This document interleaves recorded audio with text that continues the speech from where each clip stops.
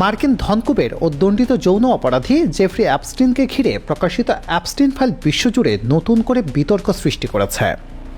এই ফাইলে রয়েছে আদালতের নথি, সাক্ষ্য, ইমেইল এবং যোগাযোগ তালিকা, যা প্রভাবশালী ব্যক্তিদের সঙ্গে অ্যাপস্টিনের ঘনিষ্ঠ যোগাযোগ, ক্ষমতার অপব্যবহার, অপ্রাপ্ত বয়স্কদের যৌন শোষণ ও গোপন পার্টির আয়োজনের বিস্তারিত তুলে ধরা হয়েছে।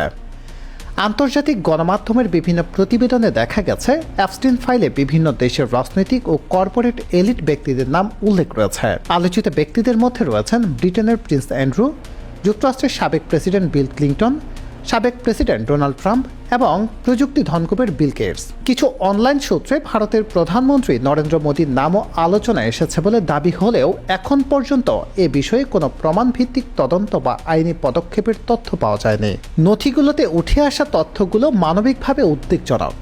এতে অপ্রাপ্তবয়স্ক কিশোরীদের যৌন শোষণ, অর্থ ও ক্ষমতার প্রলোভন দেখিয়ে ভুক্তভোগীদের নীরব রাখার কৌশল, ব্যক্তিগত দ্বীপে গোপন আড্ডা ও প্রভাবশালীদের সঙ্গে যোগাযোগ ব্যবহার করে আইনি জবাবদিহি এড়ানোর চেষ্টা বর্ণনা রয়েছে।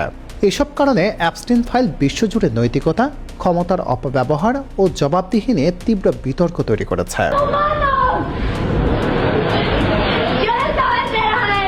এই আলোচনার মধ্যেই সামাজিক যোগাযোগ মাধ্যম ও অনলাইন সূত্রে বাংলাদেশি হিসেবে বিএনপির শীর্ষ পর্যায়ের নেতা আব্দুল আওয়াল মিন্টু নাম উঠে আসে।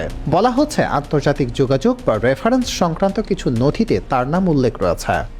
আব্দুল আওয়াল মিন্টু বাংলাদেশের একজন প্রভাবশালী শিল্পপতি ও রাজনীতিক। তিনি বাংলাদেশ জাতীয়তাবাদী দল বিএনপির ভাইস চেয়ারম্যান। ব্যবসায়িক ক্ষেত্রে তিনি লালতির সিড লিমিটেড সহ একাধিক শিল্প প্রতিষ্ঠানের সঙ্গে যুক্ত। রাজনৈতিকভাবে তিনি ফেনী জেলার ফেনীর ৩ সংসদীয় আসনের সঙ্গে সম্পৃক্ত ও বিএনপির নীতি নির্ধারণী পর্যায়ের একজন নেতা। রাজনীতি ও ব্যবসা উভয় ক্ষেত্রেই প্রভাবশালী অবস্থানে থাকার কারণে আন্তর্জাতিকভাবে আলোচিত একটি বিতর্কিত নথিতে তার নাম আসা স্বাভাবিকভাবেই সংবেদনশীল।